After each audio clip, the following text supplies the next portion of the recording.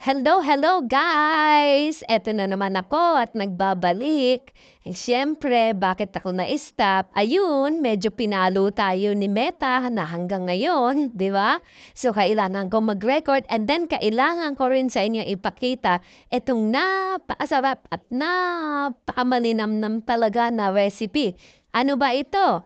Beef pepper mushroom. Yan. So, kung makikita niyo talaga naman, tinaga-taga talaga.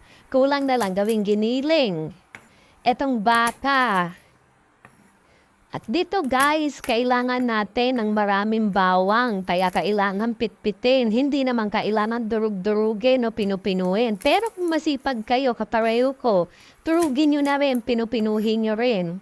'Di ba? So ayan ang kailangan natin kay meron tayong nor beef, meron tayong garlic, syempre yung main ingredients natin which is yung beef, 'di ba? So pang shawarma kasi itong binili kong beef kaya medyo manipis siya para madali siyang maluto. And syempre yung mushroom. Yung mushroom natin, yung powder, yung ginagawang parang gravy, ayan. 'Di ba? So ayan, kung makikita nyo lang, panoorin nyo lang kung ano yung ginagawa ko habang nagluluto. So, napakasimple pero napakasarap. At murang-mura pa guys tingnan nyo naman kung ano lang naman yung sahog. Yung baka naman na pang shawarma mga kalahating kilo lang yan. Pero, grabe talaga, napakasarap. Ito talaga yung menu na pwede mo talaga lutuin sa mga anak mo, sa asawa mo, na talagang magugustuhan nila kasi napaka-creamy at napakasarap at lasang-lasa talaga na baka.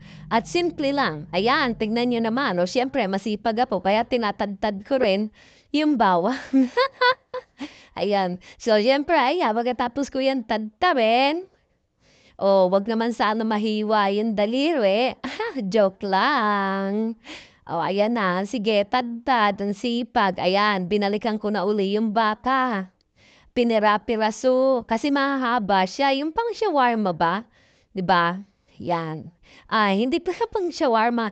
Sorry guys, pang samyup pala. Ayan na, nagsimula na akong maggisa. Kailangan lutuin mo mabuti yung bawang. So, para ka lang naghahalo-halo, halo-halo lang dyan.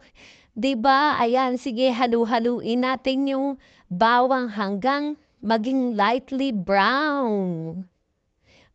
Ayan, sige. Siyempre, iwanan mo naman kasi nakakapagod maghalo. Yeah, halo na naman, 'di ba? Ayan. So, kailangan talaga marami kasing bawang. Kasi isa yun sa nagbibigay ng masarap na lasa, yung bawang. Yan. At napakasarap naman talaga ng pagkain na maraming bawang. Lalo na pag sa adobo, naku, patok talaga yan. 'Di ba? Lalo na ako, naku, napakahilig ko rin sa bawang. Sa mga sausawan, yan talaga ang lagi ako meron yung bawang. So, pwede nyo rin ito pambaon sa anak nyo, o sa mga pupuntahan ninyo na okasyon, halimbawa pasyal-pasyal, 'di ba? So mas maganda, mas makakamura kung may baon ka para maiba naman. Hindi naman yung puro adobo na lang, 'di ba?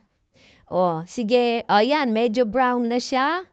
Lightly brown na siya. Mga guys, mga kapatid, eto na. Ayan na. So, please support my YouTube channel again, guys, and please share. And also, please subscribe and tapusin niyo naman po yung panonood kasi talagang kailangan ko talaga ng, ng time, yung time watch natin. Kasi yun yung tinanggal sa akin ni tatay, di ba? Ayan na. So yan, nilagay ko na ngayon yung baka. So napakabilis lang. Ang bilis lang naman maggisa ng bawang, di ba? So ngayon, ito naman yung baka. So, dahil manipis lang naman yung baka na binili ko, yung parang pang samyup. Sorry hindi siya warma. Pang samyup. So, kaya mabilis lang siyang maluto. So, very prepared talaga pagka yung manipis lang talaga na baka. At saka hindi ka na maghihiwa pa. At saka mura lang. 'Di ba? Yan. So, nakikita nyo, paluto na siya and then, wala namang ganong mantika. So, yan, dahil nga, alam nyo naman ang baka at meron taba, ayan, lumalabas na yung mantika. Pero yun yung nagbibigay talaga ng sarap. Alam naman natin yun eh. 'Di ba? So, yan.